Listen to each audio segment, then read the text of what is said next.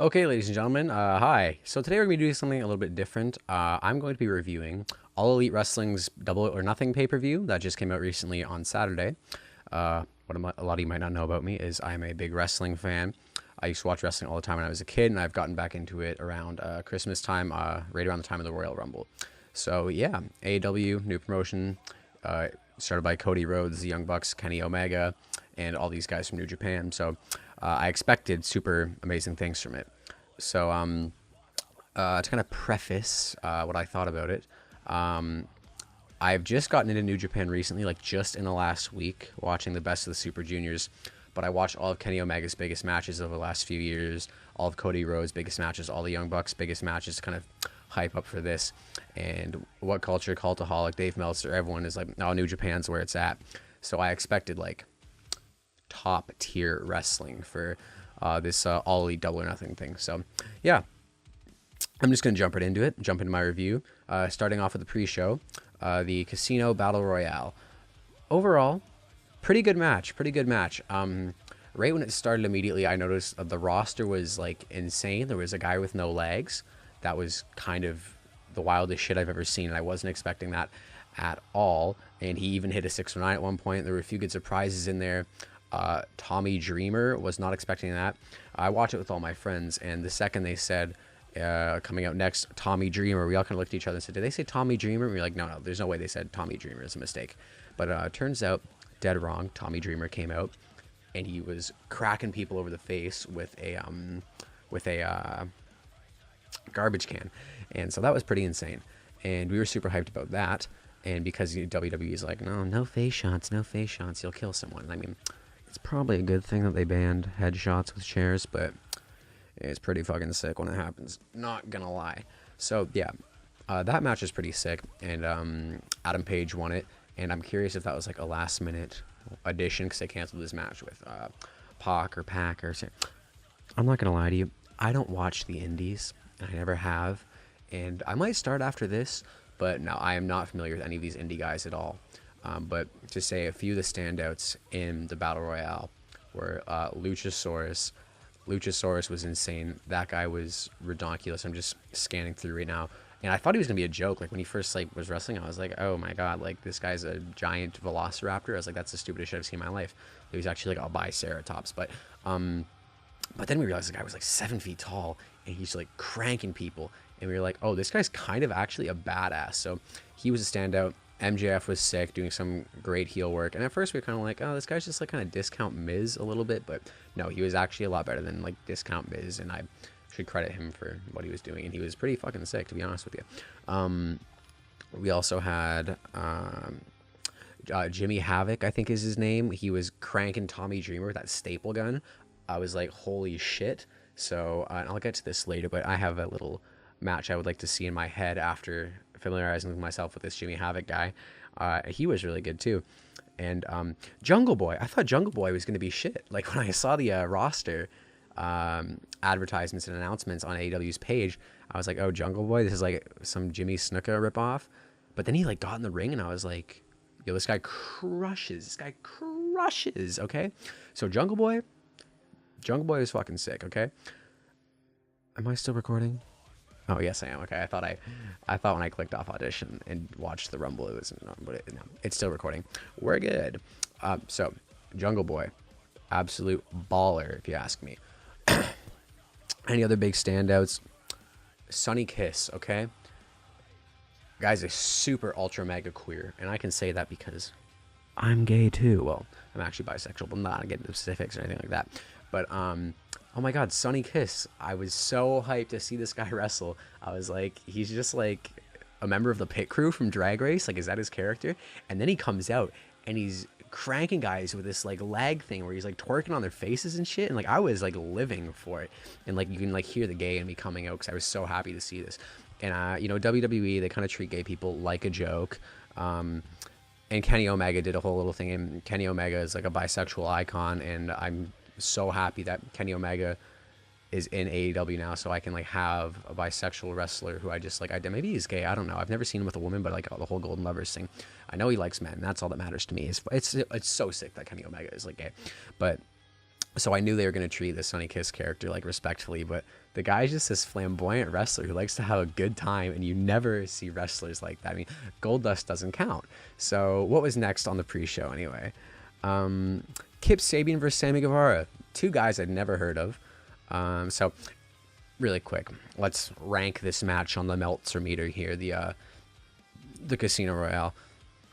There could have been like a few more surprises, but then again, I wasn't super familiar with everyone. But I would give it like a 3.5 out of 5. I mean, it was pretty good. It was entertaining. All the wrestlers were keeping me entertained, and a guy with no legs doing a 619. So yeah, it was an absolute blast. So anyway, moving on. Kip Sabian versus Sammy Guevara. What did I think of that match? Pretty good. Pretty good. I had never heard of these guys. I'm not going to spend too much time on this because I really don't care about Kip Sabian and Sammy Guevara at all.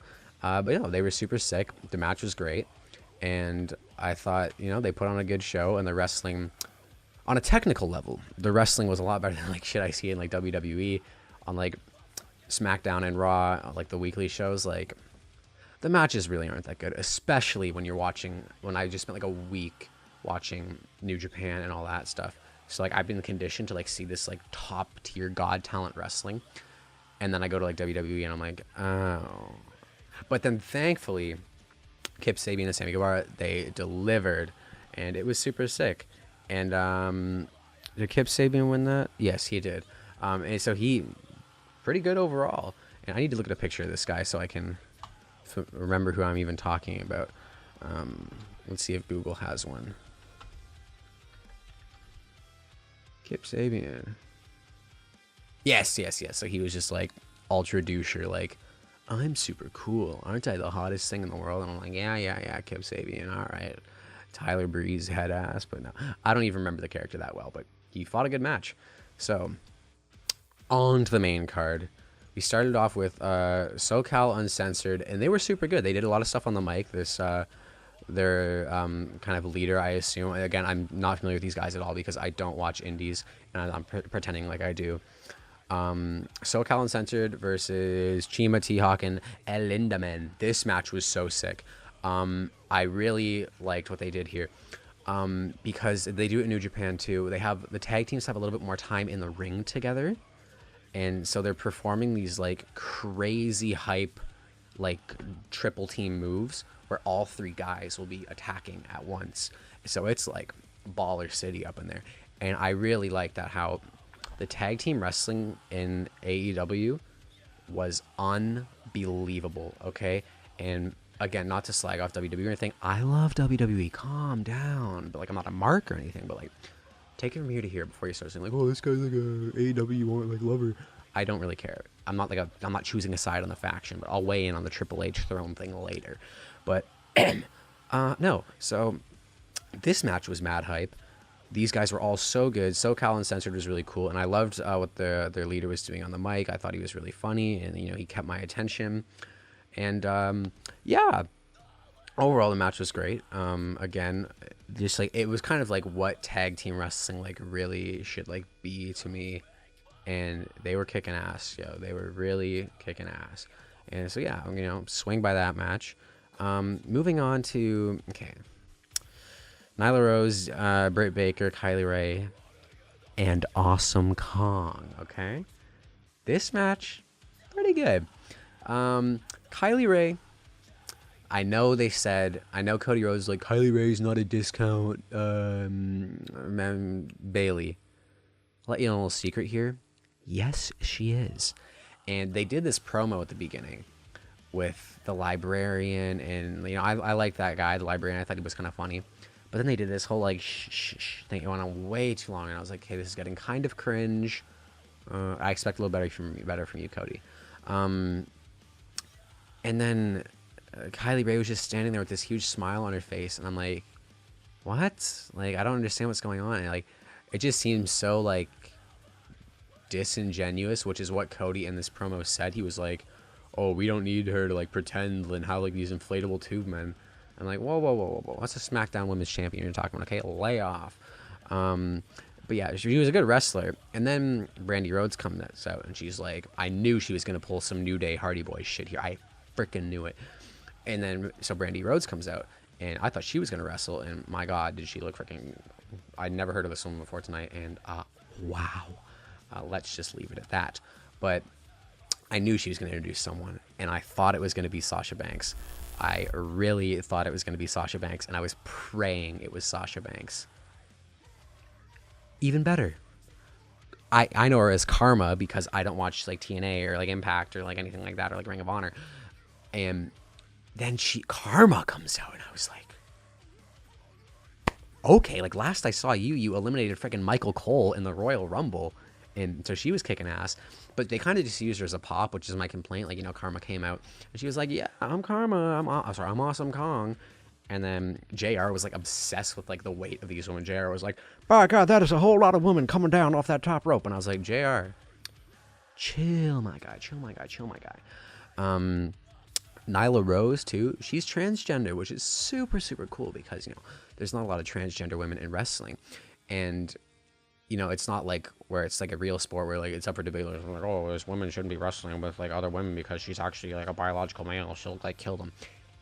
Little secret here: wrestling is fake. So it's okay. And Nyla Rose, she killed it, and this woman was like kicking ass. And then her and Awesome Kong just kind of sat outside the ring for a little bit, and I was like, you might as well just made this a singles match. Like, you just kind of wanted to flex that you got Awesome Kong. It felt like the match was still like decent enough. Kylie and Britt Baker.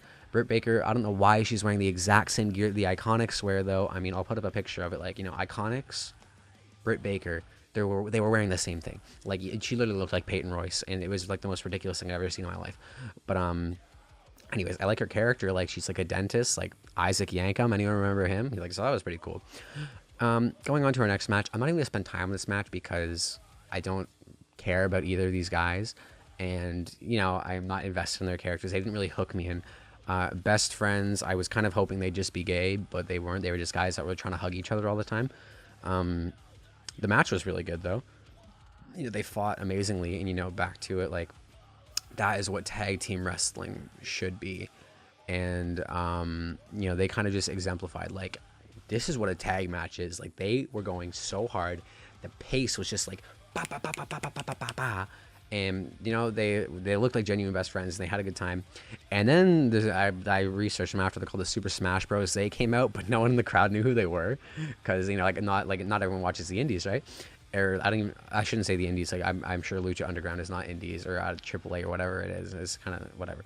But then they came out, and not everyone knew who they were, and everyone was just kind of like, oh, that's pretty crazy. Like, they look like that gang from Saints Row 3. But anyway, so that was a good match. Now let's get on to the real good stuff, okay? The real good stuff. Never heard of any of these women before. Hikaru Shida, Ryo Abe, and Ryo Mizunami, defeating Aja Kong, Yuka Sakazaki, and Emma Sakura. This was a good match, okay? This one girl came out dressed like Freddie Mercury, and I was like, okay. And I was hooked right on it. Aja Kong, holy, they said this woman was like a legend. I'd never heard of her, and I guess I'm a fake fan, but this one came out, and I was like, that's a big bitch. I was like, damn, she's gonna throw down, and she did throw down. The whole match kicked ass. They were flying everywhere, and just like, the fact of the matter is, Asian wrestlers are better than North American wrestlers almost every point of the equation. And if not Asian wrestlers, the guys who fight in New Japan, the American guys who fight in New Japan, who have trained with them, just the pace is just like so much higher than we see in these slugfests. And like, unless you're like Ricochet or like Finn Balor or something, like, these tag matches in WWE are just like so underused, and they might as well just be singles matches in WWE. But in AEW, we're seeing these triple team finishers, and people are flying in doing like Hurricane Ranas, and someone's jumping, landing up on you. They prop you up, seated senton over your face, and just, this match was super, super sick. And I fell in love with all 6 of these women who were in here. But especially Hikaru Shida, she looked super cool. She looked like some sort of like a character that I would have created in like Soul Calibur or something. And Aja Kong, like. And let me see, which one was it who was really tiny? She looked like she was like a female version of Krillin from Dragon Ball Z. She was super cute, and I know that's not something to like rank her on her wrestling abilities, but yeah, I mean, she was really good. Her name was... Is it Yuka Sakazaki? Let's see. Yuka Sakazaki. Yes, Yuka Sakazaki. Oh my god. Sis, Yuka Sakazaki? I don't know. I fell in love tonight, okay, Yuka Sakazaki? You are a star. You're so talented, and you're gorgeous, and you look like a Dragon Ball Z character. So, I mean, if you're ever doing a show in Toronto and, like, you need something to do, just hit me up. But anyways, I'm being fucking so cringe and disgusting right now. Anyways, I believe it was at this time that we had the belt unveiled, and then this. You want to talk about a stab at WWE? They literally go, hey, WWE, your biggest icon of all time, introducing the best there is, the best there was. Or maybe, is it the greatest or the best? I'm pretty sure it's the greatest. Whatever. And then, Bret Hart comes out, and I was like, bro, what is going on here? And then Bret Hart comes out, and he's doing this whole thing, and then MJF comes out, and he's like, oh, you got attacked by a fan at Hall of Fame. And I was like, okay, MJF, you're a cool guy. I like this guy. I really, really like this guy. And then maybe Adam Page came out first. Anyway, and I think, like, Jungle Boy or someone came out, and then they all had this, like, big beef. They chased each other into the audience, and then this was kind of a botch on the camera crew's part, but I'm going to let it slide because, you know, it was their first time broadcasting this, and I don't know what company was doing it. Maybe they're not super familiar with, like, you know, how to run a wrestling show. But anyways, they run out into the crowd, and then it pans back, and Bret Hart's just, like, holding the belt up. And I was like, what are you doing? But then they couldn't really get a shot of it. Anytime it would get close and Bret Hart would go to face the camera, they would cut to another angle, and Bret Hart, like, they, like, couldn't catch up to him. But we did see the belt, and it looked gorgeous. And I thought it was so, I mean, especially after revealing that WWE 24/7 belt. Anyways, all in all, the belt looked fucking sick. So, and then now we go on to match of the night for me. And I think this is gonna be a lot of people's match of the night. Cody Rhodes versus Dustin Rhodes. And I haven't seen a lot of Dustin Rhodes WCW stuff, like, way back before he was, like, Gold Dust, and before WWE was like, let's make fun of gay people for, like, 20 years straight. But so I've seen some Dustin Rhodes WCW stuff. So Cody comes out, and this is another thing with, like, the entrances they had like the Rogue One hallway, and different guys would come out of it, but the cameramen could never tell which direction they were going to come out of. So it was super funny. They went in on this, so this device in the center of the stage lifts up all slow, and then sitting in there is this Triple H throne. And for a split second, in my deepest, like, part of my imagination, in my heart, I was like, wait a second, Triple H's throne? Has this whole thing been a work, and is Triple H gonna come out and be like, I run AEW? I mean, yeah, right, but I mean, could you imagine if that was, like, the biggest work of the century? And oh my god, Vince Russo tweeted the dumbest thing the other day, and he was like, AEW and WWE are in bed together, and if you think otherwise, like, you're stupid. Several things don't add up. I was like, Vince Russo, you haven't worked with WWE since the 90s. You're desperate to stay relevant, and your stories are trash. So, I mean, nice try, Vince Russo, but never in a billion years. But I mean, a little bit of me believed it for half a second when that throne came out, and then I realized what was going on. So Cody walks to the stage, and you've all seen it. Brandy hands in this sledgehammer, and my world is crumbling in upon me when this happens. He walks up to this throne. Time to play the game, mother. I am the game, JR. And he slams the thing. Throne explodes.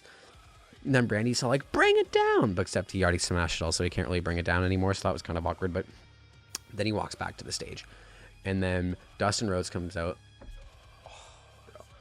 This guy is looking so good. And I love his outfit. I'm just going to jump ahead to this. The promo before was kind of shit. Like, I could make a better promo. Check out my work on paronmedia.com. But the promo was so good. I mean, the promo was so shit, but the match was so good, so I'll forgive it. And Cody Rhodes looked so sick when he entered. Dustin Rhodes got this Darth Maul Insidious looking ass outfit on, and it was so badass. So the match, I didn't think it was going to be so, like, that quick of a pace, right? Because Dustin Rhodes, he's not the youngest guy on the planet, but in Cody Rhodes, he's got all this agility in him. He's like one of the best wrestlers out there today, and just he's such a pro. And then he takes off that turnbuckle, and Dustin flies into it and cracks his head open, even though he totally bladed under the ring, and he says he didn't, but he totally did. And I'm not against blading. I fucking love it, and I don't know what it is about blood adding so much to this. I know I'm a savage, but blood adds so much to like the wrestling lore, into the match, into the heart of the whole thing. And I mean, you can't tell me like John Cena covered in blood, JBL versus Eddie Guerrero without the blood would be the same.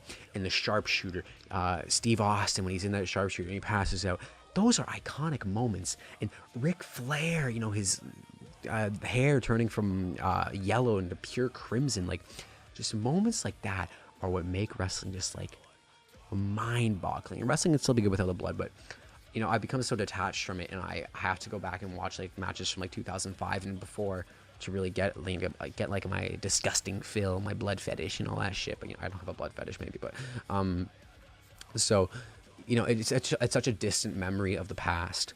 So seeing them actually do it was just like such a refreshing thing. And then he stands up after he bladed himself under the ring, and then Brandy freaking cranks him. And then Earl Hebner, what a guy. He sends her flying out of there, even though she runs the company. And then Diamond Dallas Page comes out of nowhere, and he's like, "Get the fuck out of here, bitch!" And then he picks her up and takes her out, and the match goes on. And I'm like, holy, this guy didn't just like crack himself open a bit. The blood is pouring. The mat is starting to get freaking slathered. And this really like reminded me of like JBL versus Eddie Guerrero, which is like one of my favorite matches ever, with that botched blade job. And something happened that I love in this match. He had a little Goldust moment where he pulls down Cody's pants and slaps his ass with the belt, and I was like, nice. It was like classic Goldust. I loved it. And I thought they were gonna try and like veer away from like the eccentricness of Goldust a little too much, but no, they like they kind of kept in tune with it. So it was fucking awesome. And the whole match was just so sick. And then as they come to their hitting crossroads, they're hitting another crossroads, they flawlessly mirror this the Steve Austin in the sharpshooter pose, and it was brilliant. And then the match is over, and we're hit with the promo of a lifetime. And this match, it was already an instant classic. Like as I was watching it, I could just like feel the history like pouring into me, and it was just delightful. It was just so like, it was an instant classic. That's like, it's literally the perfect way to describe it. It was an instant classic. It just made me think it can't get any better. Everyone's saying thank you Dustin, thank you Dustin. You think the match is over. Cody picks up that mic and he delivers "I Need My Older Brother" promo. I didn't cry, but like I should have. If I wasn't like a soulless piece of garbage, I would be crying. And it was just like the most heart-wrenching thing. And then they have that friggin' embrace, man.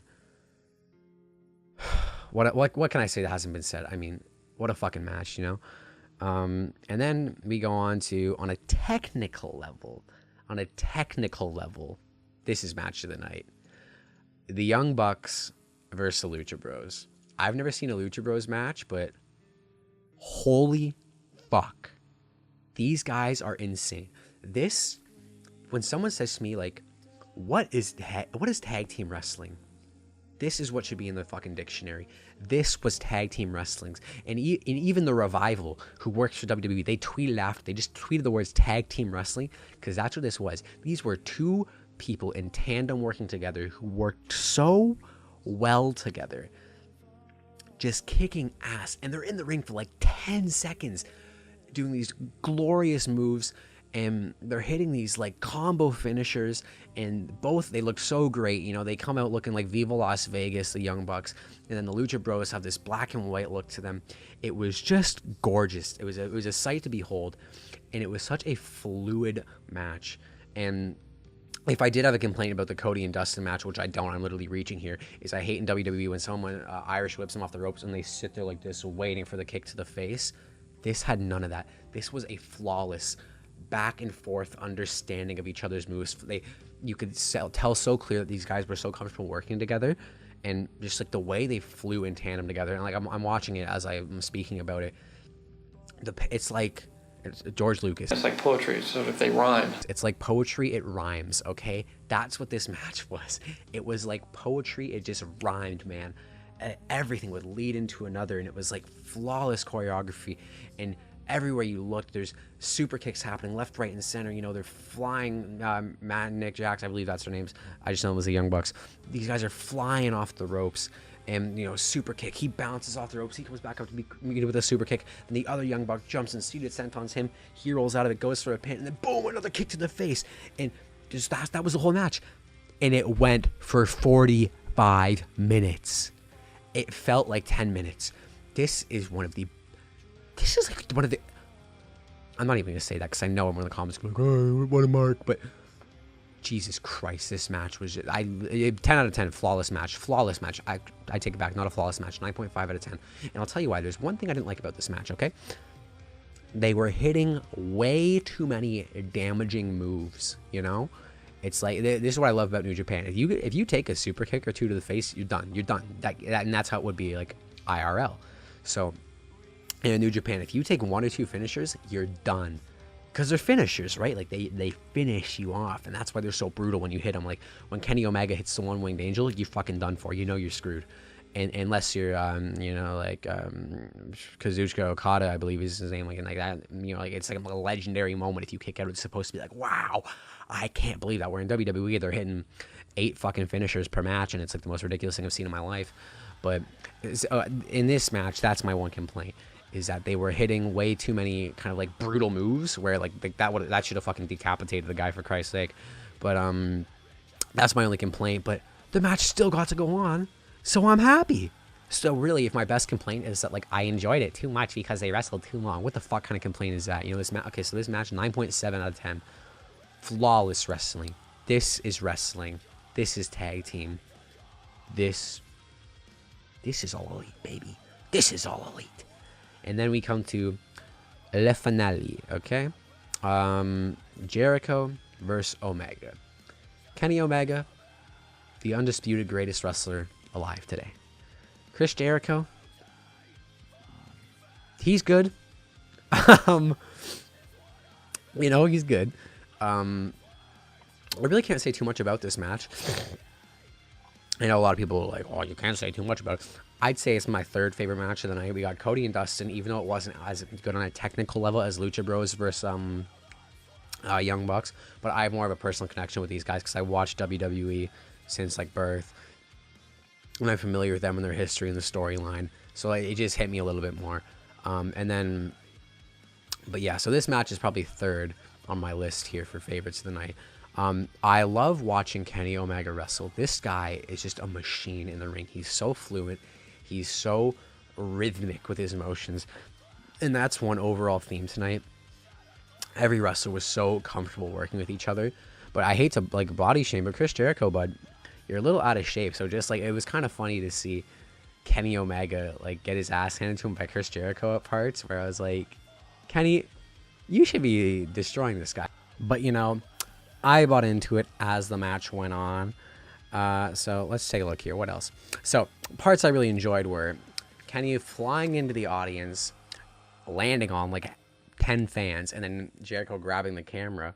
And it was kind of like when The Rock and Steve Austin were fighting, and then The Rock had the camera, and he turned around, and Steve Austin's right there, and was like, boom! Except instead of the finger, he spat some water at him, which then was on the next 6 cameras for the rest of the show. But no, they washed him off after.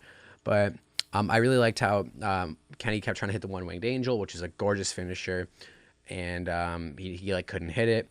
And then Kenny going through the table again, that was kind of sick. And I really like the tables that they're using in AEW. They're like painters hardware tables. They're not like these catering tables from like a high school cafeteria. And the tables in Japan are shit. They're like honeycomb fillings, so it just kind of looks really fake in Japan. But the tables in AEW that they're using are just brutal. They're like thick, like planks of wood that you would see in like a painter's hardware shop. So that was super sick. Overall, they both fought pretty good. And even though I think Jericho was a little bit out of shape, yeah, Luke Perrin hates fat people or something like that. No, I don't hate anybody. Nazis and racists and homophobes, that's who I hate. But anyways, I'm getting a little off track here. And Kenny had that nosebleed, which was just such sick imagery. And then at the end, Jericho hits his finisher. Kind of an awkward finisher. It does look pretty brutal. Like when he finally nails it, just like they're fighting out of nowhere, he just cranks him with an elbow in the face, and he just, he's just stunned. He's just stunned. He's just conked out, and like that's it. Like the match is done. So that was pretty hype. But I just think they need to work on, maybe if he has like a slight like duck down and swing and do it or something, but just like going like that and like not really the most hype shit in the world, if I'm being honest with you. It's no one-winged angel, if I'm being honest with you. Which I am being honest with you, funny enough. So that's all I'll say about that. And then the match ends. And then it happened. The greatest wrestling moment I've ever seen live. Maybe ever. No, just kidding. The greatest wrestling moment I've ever seen live was Shawn Michaels retiring Ric Flair at WrestleMania. I saw that when I was like 10 years old, and it was one of the highlights of my life. This is a close second, okay? Jericho gets up there, and he's like, I demand a thank you. And he's like, I run this company, and this company would be nothing without me. I mean, Jericho, maybe take it from here to here, but that's just my opinion on the matter. And then and Jericho says, I demand a thank you. And then you can just feel it in the air. You're like, something's happening. Something's happening. And then it cuts to him.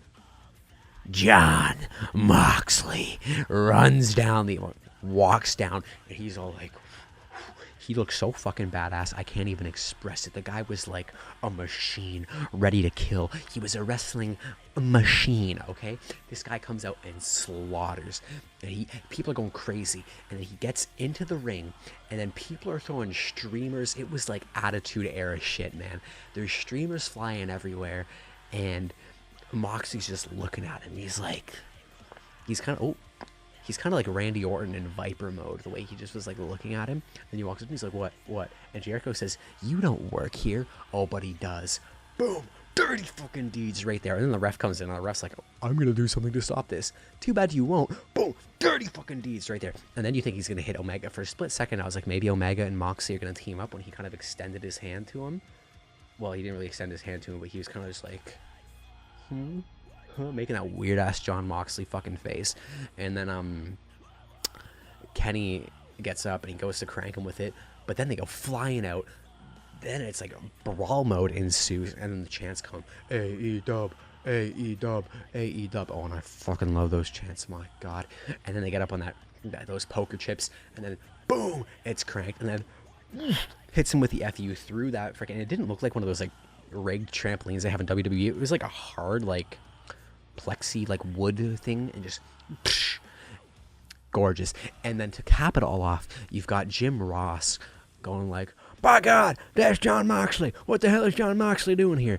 And apparently Jim Ross didn't even know about it, which is what has been confirmed to be true by What Culture, because when they worked with Jim Ross, they revealed something about the script, and Jim Ross was like, oh, why'd you tell me that? Now my reaction will be genuine.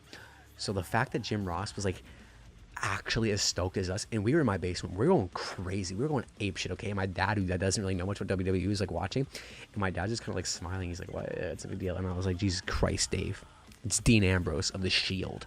Burn it, burn it, burn it, burn, burn. And then, oh fuck, it was brilliant. It was gorgeous, and I love he's got those camo pants with the patches on them. It says Mox in the back. The guy was just having the time of his life. You could see it in his eyes. And when he comes over the ropes when he first came in, he's screaming. He's like, motherfucker.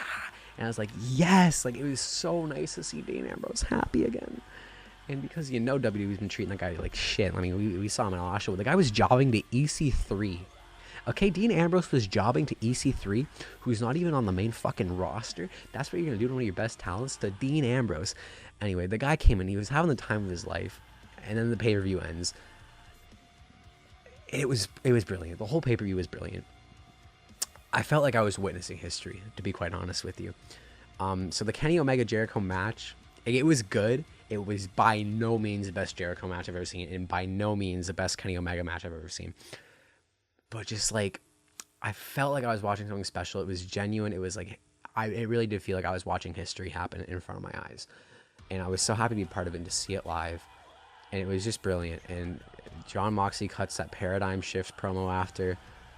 And, Cody Rhodes, that guy was having the time of his life. I'm so happy for everyone involved. The Young Bucks, Cody, Kenny. The whole thing was just brilliant. And I cannot wait to see where AEW goes. And I'm not going to be over here like, AEW is better than WWE. They've had one fucking show. Calm down, okay? When they get to their weekly episodic show, that's the real test, okay? That's the real test right there. But from this pay-per-view alone, if they can keep up this steam, brilliant. Brilliant. I loved all the booking. I loved all the stories they set up. Smiley Kylie was smiling a little bit too much. It seemed a little fake for me. That's about it, okay? That's the only complaint. But other than that, like, I loved it. I loved it all.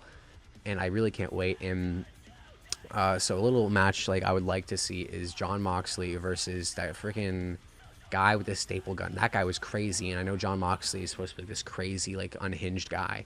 So they would have an insane match. And yeah, so overall, if you haven't seen Double or Nothing, sorry I just spoiled the whole thing for you, but why did you watch this if you didn't watch it? So kind of stupid on your part, to be quite honest with you.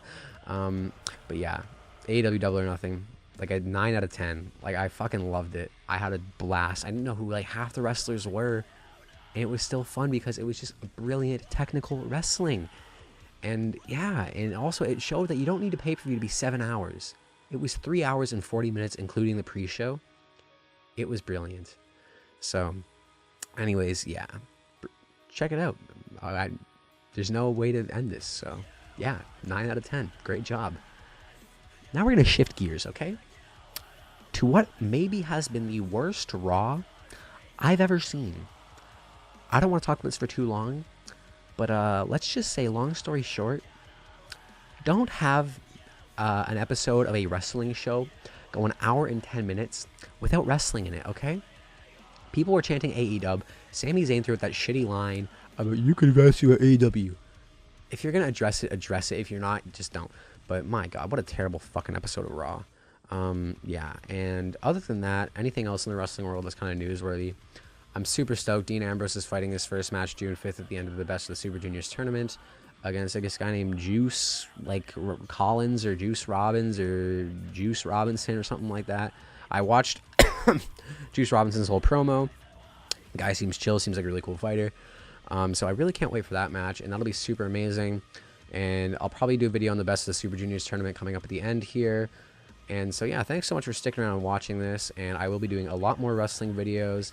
I might even do Raw reviews and SmackDown weekly reviews if I'm feeling it. So yeah, thanks so much for watching, guys. It's been a very lengthy video, coming at 38 minutes, or I might cut some of it out, but yeah, thanks so much for sticking around, and hope you had a lovely time. And for God's sake, support the wrestling industry, support AEW, and watch their shit. Thanks so much, guys, and have a lovely day.